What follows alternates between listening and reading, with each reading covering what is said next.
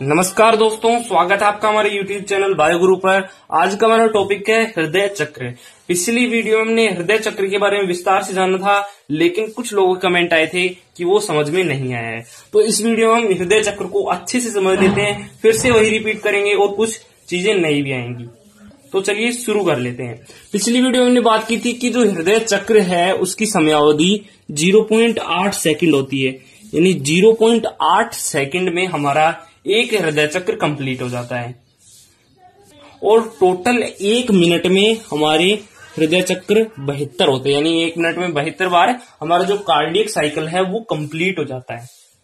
तो सबसे पहले तो हम हृदय चक्र की समयावधि के बारे में बात कर लेते हैं, यानी जो हमने 8 सेकंड बनाए हैं हृदय चक्र के, जो हृदय चक्र 8 सेकंड में कंप्लीट होता है उसमें प्रत्येक 0.8 सेकंड का एक हृदय चक्र होता है। इसमें हम सबसे पहले जानेंगे कि हर 0.1 सेकंड में क्या क्या होता है। जैसे पहले 0.1 सेकंड में, दूसरे 0.1 सेकंड में, तीसरे 0.1 सेकंड में, चौथे, 5वें, 6ठे, 7वें और 8वें।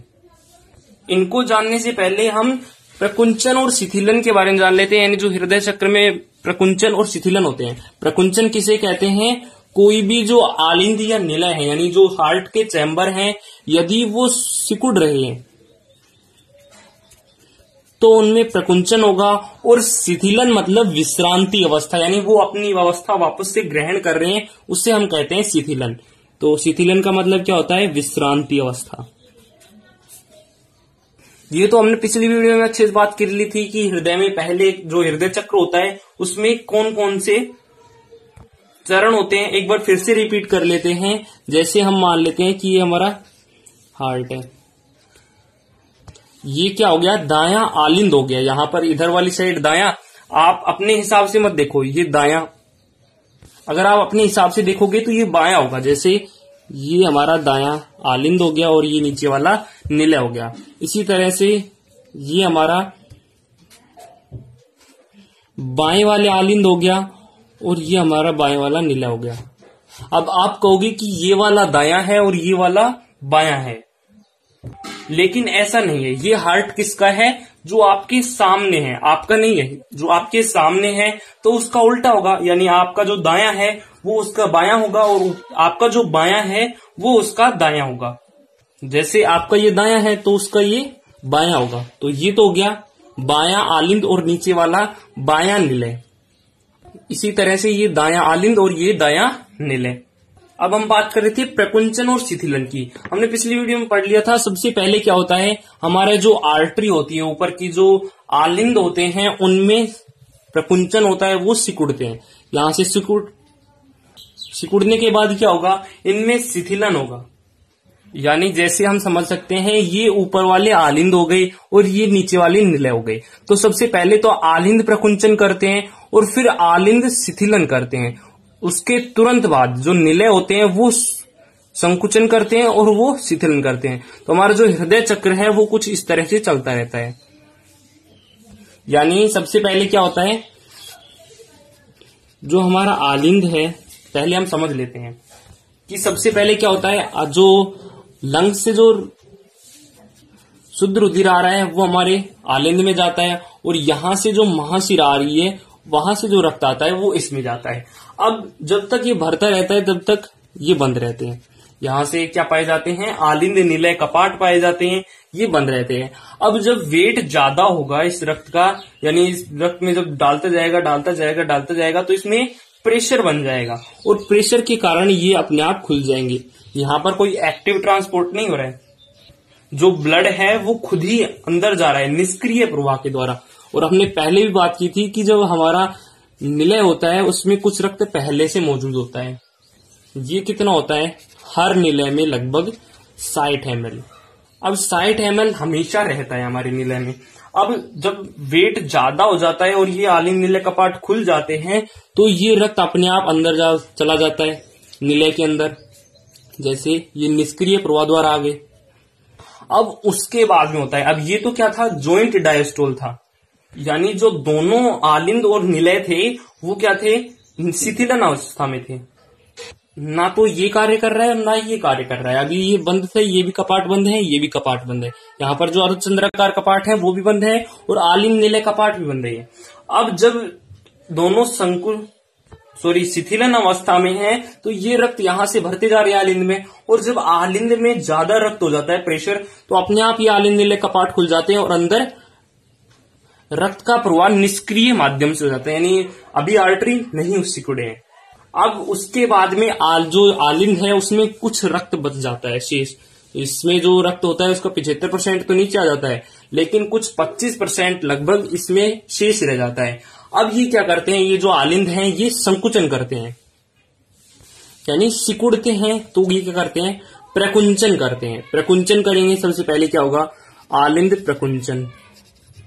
तो सबसे पहला स्टेप तो क्या हो गया, पहले तो दोनों क्या होते हैं, जॉइंट डायस्टोल होते हैं, यानी दोनों शिथिलन अवस्था में होते हैं। उसके बाद में रक्त जो है वो सीधे ही निष्क्रिय प्रवाह द्वारा आलिंद में आ जाता है। अब जो शेष रक्त बचा हुआ है वो आलिंद प्रकुंचन के द्वारा, यानी सक्रिय माध्यम के द्वारा निलय में पहुंच जाता है। तो सबसे पहला चरण तो हो गया आलिंद प्रकुंचन। यहां तक समझ में आया। अब उसके बाद में क्या होगा, ये जो आलिंद है अपना सारा रक्त निकाल देते हैं।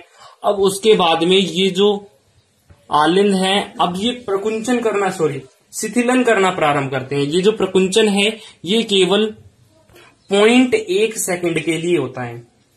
आलिंद प्रकुंचन के बाद ये आलिंद है वो शिथिलन करेंगे। तो उसके बाद का स्टेप हो गया आलिंद प्रकुंचन और फिर आलिंद शिथिलन। अब इसी तरह से अब ये निलय में रक्त आ गया। अब निलय क्या करेगा, प्रकुंचन करेगा, यानी ऊपर रक्त पहुंचाने के लिए प्रकुंचन करेगा, दबाव लगाएगा। तो अगला स्टेप हो गया, ये जो निलय है वो प्रकुंचन करता है। अब जब प्रकुंचन कर देता है, पूरा अच्छे से पिचक जाता है और सारा रक्त जो है वो महाधमनी या फिर फुसफुसीय धमनी द्वारा फेफड़ों या शरीर में चला जाता है, उसके बाद में निलय वापस से शिथिलन करता है। तो जो हमारा हृदय चक्र है उसके 2 स्टेप हो गए, आलिंद प्रकुंचन और शिथिलन, और दूसरा हो गया निलय प्रकुंचन और शिथिलन। अब आप कहोगे कि ये तो हमने पिछली वीडियो में पढ़ लिया था, तो आपको समझ में नहीं आया तो ये समझ लीजिए। अब हम एक बार फिर से पाई चार्ट को और समझ लेते हैं और फिर हम हृदय चक्र की समयाविधि के बारे में बात करेंगे। तो जैसे हम हृदय चक्र को पाई चार्ट के रूप में दर्शा लेते हैं, हमें पता है कि जो हृदय चक्र है वो 0.8 सेकंड का होता है। 0.8 सेकंड को हमने यहाँ पर पाई चार्ट में दर्शा लिया है। अब ये जो पाई चार्ट है इसमें हमने एक तो हाफ साइड दर्शाया है, ये वाला, और ये हाफ साइड अलग है, और इसके हमने 2 पार्ट कर दिए हैं। एक तो है 0.1 और एक है 0.3, और ये क्या हो गया 0.4 का। भाई मेरा मन कर रहा है मैं तो 4 का बनाऊंगा, 1 का, 0.1 का और 0.3 का। ऐसा नहीं होता है। ये हमने हृदय चक्र को बांटा है कि हृदय चक्र में अलग अलग घटनाएं होती है, उनको हमने यहाँ पर पाई चार्ट में दर्शाएंगे। जैसे हम यहां से स्टार्ट करते हैं तो हमें पता है कि जो हृदय है, हमने पिछली वीडियो में बात कर ली थी लेकिन एक बार फिर से बात कर लेते हैं कि जो हृदय है उसमें हमारा आलिंद है और निलय है वो लगातार काम नहीं करते रहते हैं। अगर हम उन दोनों की बात करें तो आधा टाइम तो वो दोनों ही आराम करते हैं। जैसे ये जो 0.4 है इसे हम कहते हैं दोनों की शिथिलन अवस्था। दोनों क्या है, शिथिल हैं। जैसे इस टाइम में क्या होता है, जैसे ये हम हार्ट बना लेते हैं,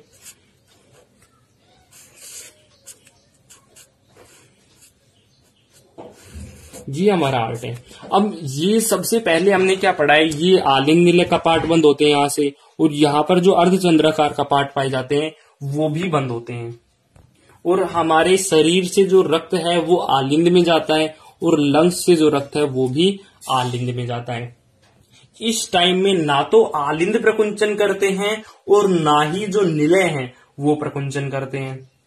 इसमें रक्त भर रहा है धीरे धीरे, और इसमें जो रक्त है वो पहले से ही शेष पड़ा हुआ है। अभी भी निलय क्या नहीं कर रहा है, प्रकुंचन नहीं कर रहा है। ये शिथिल है और ये भी शिथिल है। अब कुछ समय बाद हमें पता है कि यहाँ पर ब्लड प्रेशर ज्यादा हो जाता है और यहाँ से जो रक्त है वो निष्क्रिय प्रवाह द्वारा निलय में पहुंच जाता है। जैसे निलय में और रक्त की मात्रा बढ़ गई।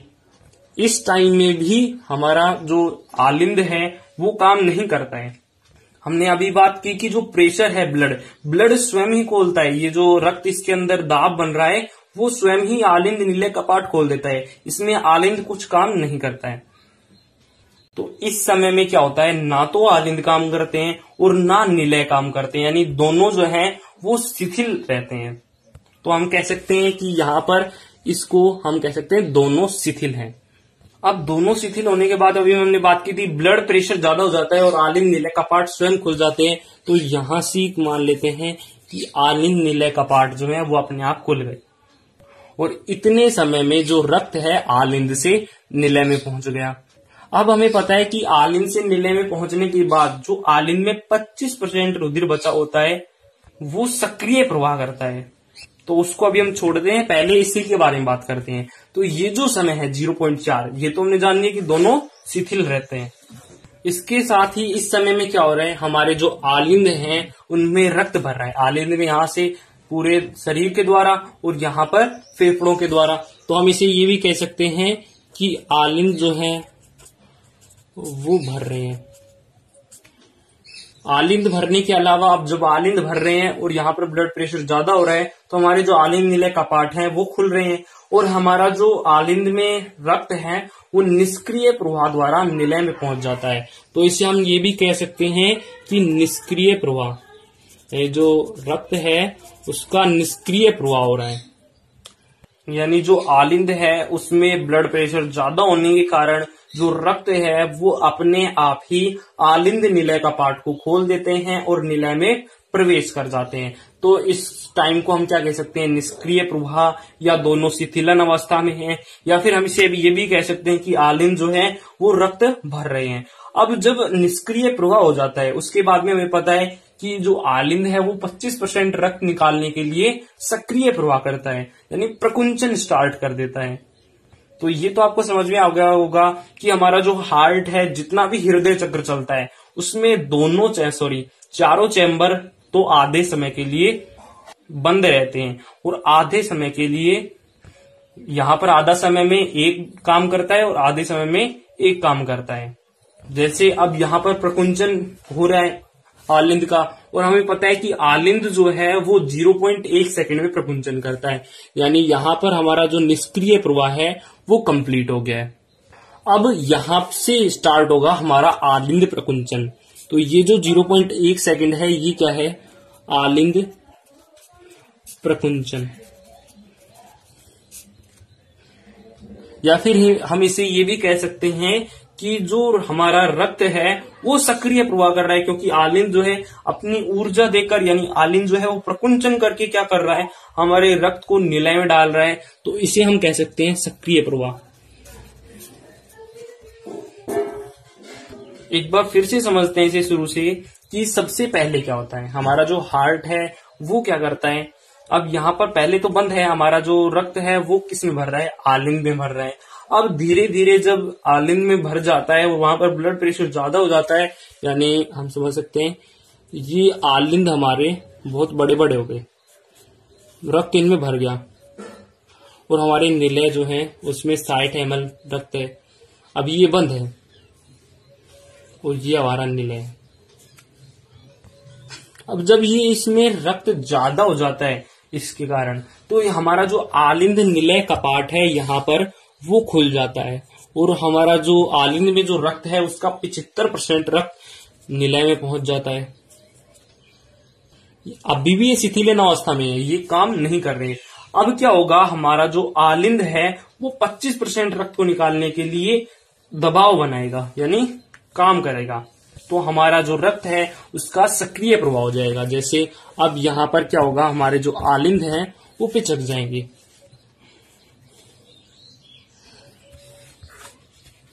ये हमारे आलिंद हैं, पिचक गए और निलय में रक्त ठूस ठूस के इन्होंने भर दिया है।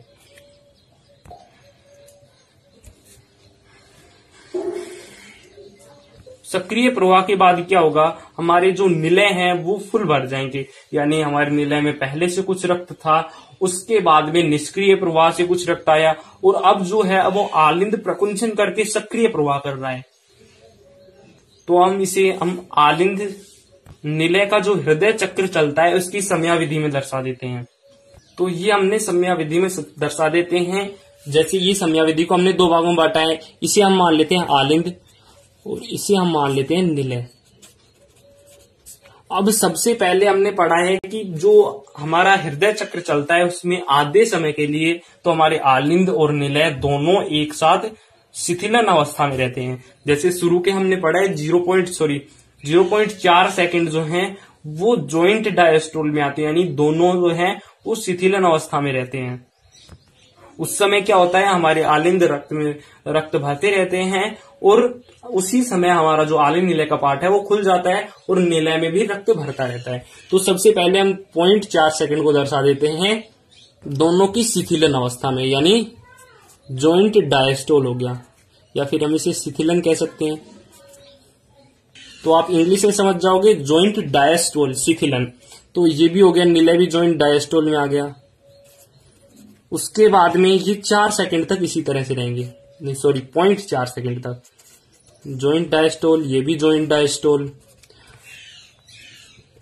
ये भी जॉइंट डायस्टोल और ये भी जॉइंट डायस्टोल। अब आगे ध्यान देने की बात है, जब 0.4 सेकंड गुजर जाते हैं तो सबसे पहले जो 0.4 सेकंड होते हैं उसमें से तो दोनों क्या रहते हैं, जॉइंट डायस्टोल रहते हैं, यानी दोनों शिथिल रहते हैं। इसी समय में हमारा जो आलिंद है वो हमारा जो आलिंद है वो क्या करता है, रक्त की प्राप्ति कर लेता है और इसी समय में इसी 0.4 सेकंड में हमारे आलिंद निलय कपाट खुल जाते हैं और निलय जो है वो निष्क्रिय प्रवाह से भर जाता है। अब हमने पढ़ा है 0.4 सेकंड के बाद में जो 0.1 सेकंड आता है उसमें हमारा आलिंद प्रकुंचन करता है और सक्रिय प्रवाह करता है। तो इसे हम यहाँ पर दर्शा देते हैं। तो 0.5वें सेकंड में हमारा जो आलिंद है वो क्या करता है, प्रकुंचन करता है। प्रकुंचन को हम दर्शा देते हैं सिस्टोल से। इस समय हमारा केवल आलिंद प्रकुंचन कर रहा है, निलय प्रकुंचन नहीं कर रहा है। हमारा जो आलिंद है उसमें 25% शेष है, उसको दबाव बनाकर निलय में पहुंचा रहा है। अगर निलय भी उसके साथ ही प्रकुंचन करे तो हमारा रक्त कहां पर जाएगा। तो सीधी बात है, हमारा केवल आलिंद प्रकुंचन कर रहा है। हमारा जो निलय है अभी भी डायस्टोल अवस्था में है, यानी शिथिलन अवस्था में है।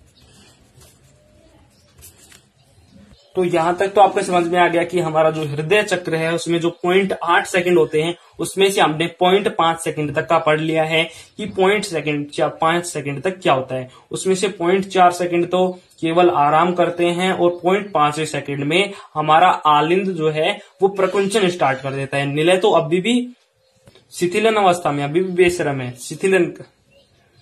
अब इसके बाद में हम समझते हैं कि 0.6वें सेकंड में क्या होता है। तो अब इसके बाद में हमें पता है कि आलिंद जब प्रकुंचन स्टार्ट कर देता है, दबाव बनाता है, तो हमारा जो निलय है उसमें रक्त भर जाता है। अब हमारे आलिंद का काम खत्म हो गया। केवल पूरे हृदय चक्र में हमारा जो आलिंद है उसका काम 0.1 सेकंड का है, यानी बस वो एक बार दबाव बनाता है 0.1 सेकंड के लिए, जिससे वो रक्त सारा नीचे चला जाता है और फिर वो सारे हृदय चक्र में आराम करता है। अब काम की बारी आती है निलय की, क्योंकि निलय को भी बहुत सारी देर हो गई कि ये काम नहीं किया, 0.4 सेकंड तक काम नहीं किया, ये तो जॉइंट डायस्टोल में था ही। और 0.1 सेकंड, ये जो 5 सेकंड था, 5 सेकंड था, इसमें केवल आलिंद प्रकुंचन किया है, निलय अभी प्रकुंचन नहीं किया। तो ये जो कामचोर है निलय, अब इसकी बारी आती है। अब निलय में रक्त सारा भर गया है 130 ml। हमने बात की थी कि जब रक्त यहाँ पर पहले से 60% होता है, 60 ml होता है, उसके बाद में निष्क्रिय प्रवाह द्वारा कुछ रक्त ऊपर आ जाता है, जैसे हम दूसरे कलर में दर्शाए थे, ये ऊपर निष्क्रिय प्रवाह द्वारा आ गया। अब सक्रिय प्रवाह द्वारा थोड़ा सा आ जाता है, एक लेयर छोटी सी बन जाती है। अब ये जो टोटल रक्त है ये कितना है, 130 ml। अब बारी आती है निलय की। अब ये जो 130 ml है इसमें से हमारा जो ब्लड है, हमारा जो रक्त है वो 70 ml फेफड़ों और शरीर तक पहुंचा देता है। तो अब क्या करता है, हमारे जो निलय है वो प्रकुंचन स्टार्ट करता है।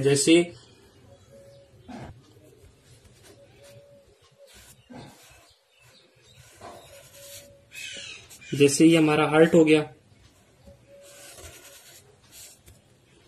अब निलय में रक्त भर गया। अब जो निलय है वो क्या करता है, प्रकुंचन करता है।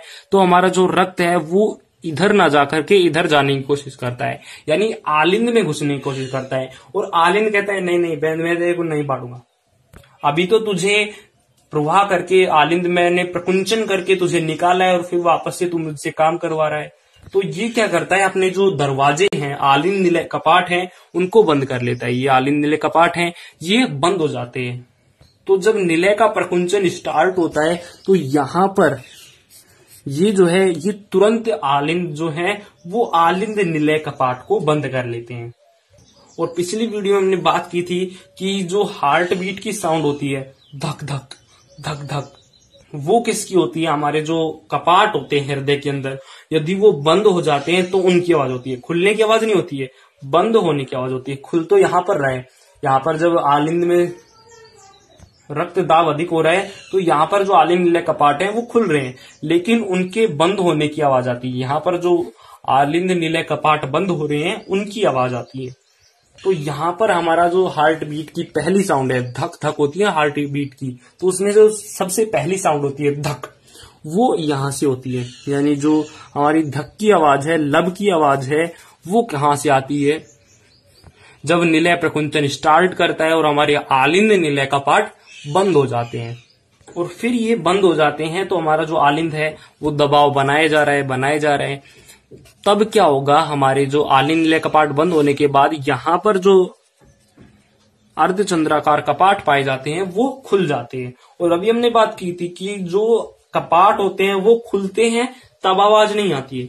इसके साथ ही यहाँ पर एक आलिंद निलय कपाट, जो आलिंद निलय कपाट है वो तो खुल रहे हैं और अर्धचंद्राकार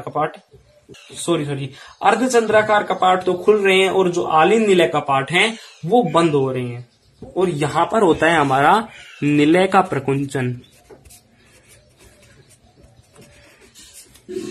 अब जब सारा जो रक्त है, यहाँ पर 130 ml रक्त है, उसमें से हमें पता है कि जो 60 ml है वो तो हमेशा शेष रहता है। जैसे हमने लंग कैपेसिटी की भी बात की थी कि जो रेजिडुअल वॉल्यूम है, आरवी है, वो हमारे लंग्स में हमेशा पड़ी रहती है। इसी तरह से जो 60 ml रक्त है वो हमेशा हमारे हृदय में पड़ा रहता है। और ऊपर से जो 70 ml आया है वो निकल जाता है, 70 ml निकल जाता है और ये जो चंद्राकार कपाट पाए जाते हैं ये खुल जाते हैं। अब जब सारा जो निलय है वो प्रकुंचन कर लेगा, यहां तक प्रकुंचन कर लेगा, यानी जो 70 ml है वो सारा बाहर निकाल देगा, तो यहां से जो रक्त गया है वो वापस आने की कोशिश करेगा। जब आलिंद प्रकुंचन स्टार्ट करेगा, शिथिलन ग्रहण करेगा, यानी वापस से विश्रांति अवस्था में आएगा, तो हमारा जो ऊपर गया हुआ रक्त है वो वापस आने की कोशिश करेगा। तो ये जो अर्धचंद्राकार कपाट है ये बंद हो जाते हैं, यानी जो निलय है उसके प्रकुंचन के लास्ट में यहां पर हमारे अर्धचंद्राकार कपाट बंद हो जाते हैं, जिसे हम सेमी सेलुलर वॉल कहते हैं, यानी अर्धचंद्राकार कपाट कहते हैं, वो बंद हो जाते हैं।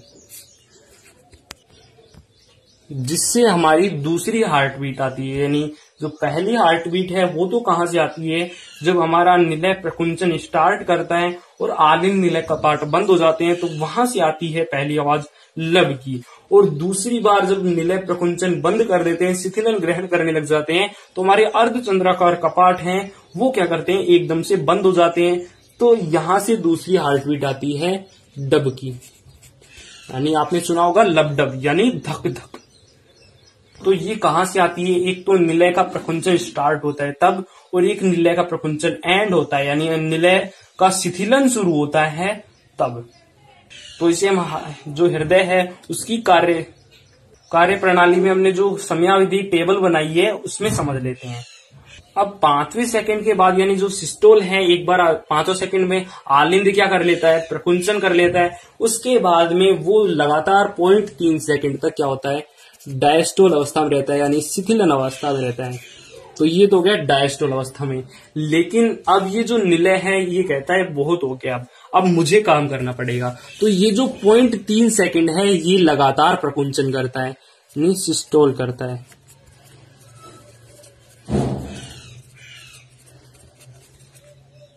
अब हमें पता है कि जब हृदय में जो निलय पाया जाता है, जब वो सिस्टोल करता है, यानी जब वो प्रकुंचन स्टार्ट करता है, तो आलिंद निलय कपाट बंद हो जाते हैं। तो यहाँ पर जो स्टार्टिंग है ये वाली, इसमें क्या होता है, हमारे जो आलिंद निलय का पार्ट है, एवी वोल्व हैं, यानी आर्टरी वर्टरी वोन है, वो बंद हो जाते हैं और हमारी जो हार्ट बीट की पहली साउंड होती है लब, वो यहां से स्टार्ट होती है।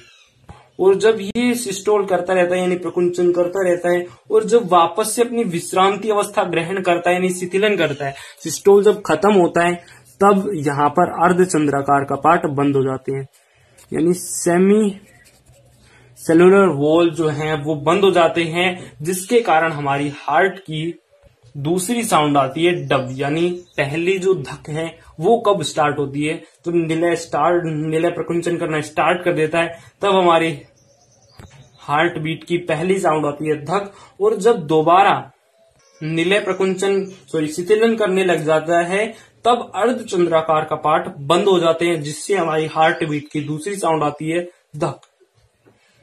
तो ये जो हमारी धक धक होती है, इसमें 0.3 सेकंड का अंतर होता है। तो ये कई बार पूछ लिया जाता है कि जो हमारी हार्ट बीट है उसमें पहली और दूसरी साउंड के बीच में कितने का गैप है, कितने टाइम का गैप है, तो उसका आंसर आएगा 0.3 सेकंड।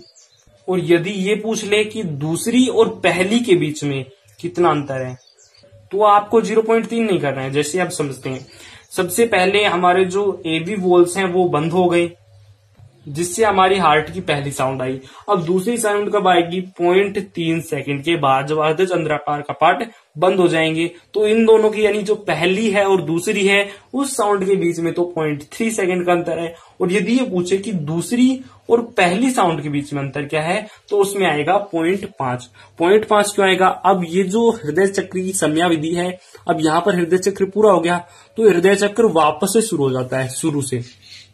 जैसे हम पाई चार्ट में समझे, तो यहाँ पर हमारी दूसरी साउंड आई डब की। अब ये पूछ ले यदि डब और लब के बीच में कितना अंतर होता है, तो इसमें आएगा 0.5। और यदि ये पूछ ले लब और डब के बीच में, तो ये हो गया 0.3। और अगर अब पूछ ले डब और लब के बीच में, तो यहां से स्टार्ट होगा दोबारा हृदय चक्र और ऐसे चलेगा। तो यानी 0.4 तक तो दोनों विश्रांति अवस्था में रहते हैं। और उसके बाद में 0.1 सेकंड के लिए जो हमारा आलिंद है वो प्रकुंचन करता है, और आलिंद के प्रकुंचन में 0.1 सेकंड समय लगता है। तो वो भी किसमें गिना जाएगा, जो हमारी डब और लब के बीच में जो आवाज है 0.5 सेकंड की, ये आएगा आंसर। यानी पहली और दूसरी साउंड के बीच में तो 0.3, और यदि ये पूछे दूसरी और पहली के बीच में, तो उसका आंसर आएगा 0.5। तो यहां पर हमारा जो कार्डियक साइकिल है वो कंप्लीट होता है। अब एक बात और जान लीजिए, बहुत इंपॉर्टेंट है, कई बार एग्जाम में पूछ लिया जाता है। जैसे हमें पता है कि हमारा जो हृदय है वो उसमें पहले से, उसके निलय में पहले से रक्त बचा होता है 60 ml। अब निष्क्रिय प्रवाह द्वारा कुछ आ जाता है और सक्रिय प्रवाह द्वारा कुछ आ जाता है, यानी टोटल कितना हो जाता है 130 ml, और जिसमें से 60 ml तो पहले से था। यानी जब एक हृदय चक्र चलता है ना, तो उस हृदय चक्र में केवल 70 ml ही आता है। जैसे 60 ml तो पहले से है और 70 ml सक्रिय और निष्क्रिय प्रवाह द्वारा आ जाता है, तो टोटल हो जाता है 130। और जब निलय प्रकुंचन करते हैं तो भी 70 ml जाता है। जैसे ये हमारा हार्ट है,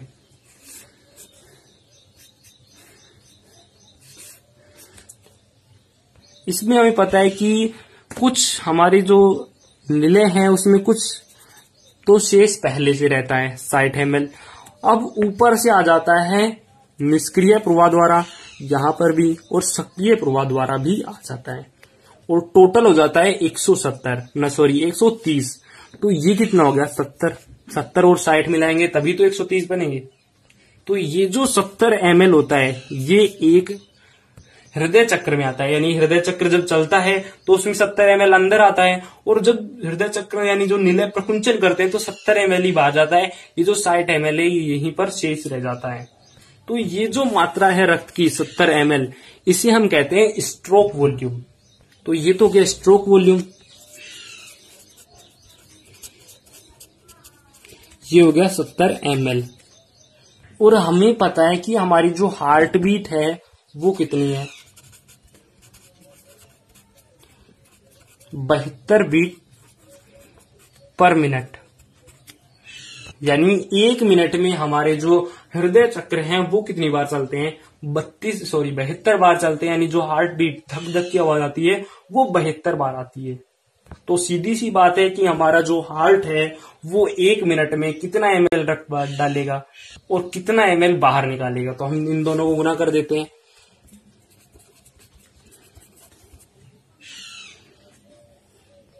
ये हो गया 5040 ml।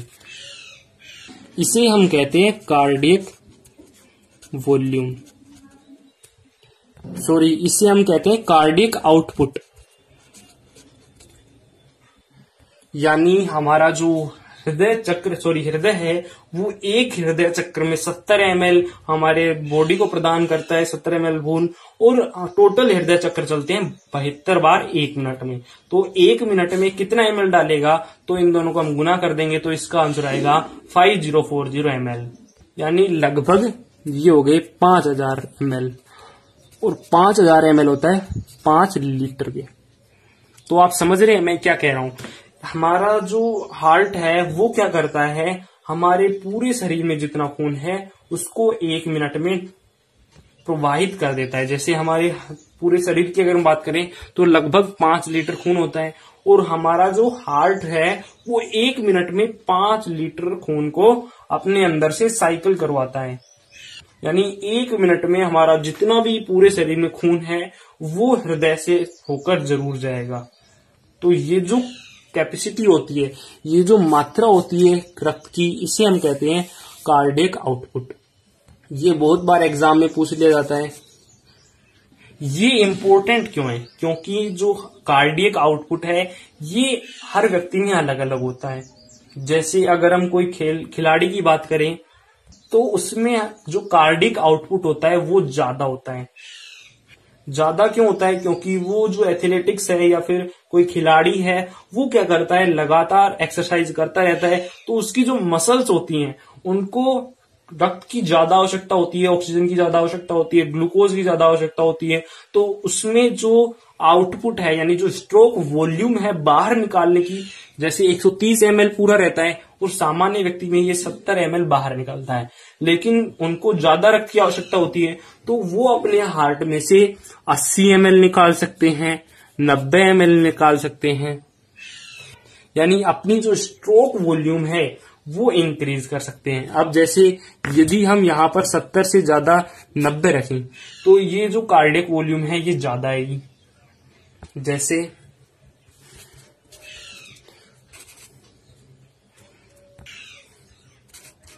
जैसे लगभग उनमें आती है 6500 के लगभग आती है। और इसके साथ ही ये तो स्ट्रोक वॉल्यूम के साथ हो गए, और इसके साथ ही वो जो एथलेटिक्स से खिलाड़ी होते हैं उनमें स्ट्रोक वॉल्यूम के साथ ही जो हार्ट बीट होती है वो भी ज्यादा होती है। जैसे अगर हम दौड़ें, हम यदि दौड़ लगाएं तो हमारी जो हार्ट बीट है वो ज्यादा हो जाती है। तो जो खिलाड़ी होते हैं वो तो रोजाना एक्सरसाइज करते हैं, तो उनकी जो हार्ट बीट है, जो धक धक की आवाज है वो भी 1 मिनट में ज्यादा होती है। यानी उनका 1 मिनट में हृदय चक्र ज्यादा बार चलता है। जैसे हम मान लेते हैं उनका 80 बार या फिर 90 बार चलता है, तो 80, और उनका जो स्ट्रोक वॉल्यूम है वो भी ज्यादा है, वो लगभग मान लो 90 है।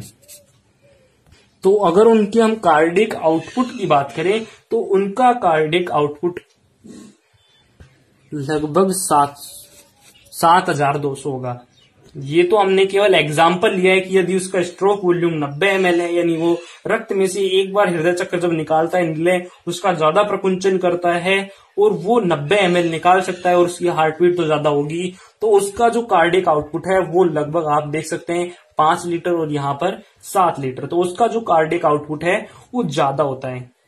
ये एग्जाम में पूछा भी गया है कि जो खिलाड़ी या एथलेटिक्स होते हैं उनमें कार्डियक आउटपुट किस पर निर्भर करता है, हार्ट बीट पर, स्ट्रोक वॉल्यूम पर, दोनों पर, या कोई नहीं। तो इसका आंसर आएगा दोनों पर। तो यहां पर हमने जो कार्डियक साइकिल है वो कंप्लीट कर लिया है। अगली वीडियो हम लिम्फ या फिर लसिका तंत्र के बारे में बात करेंगे।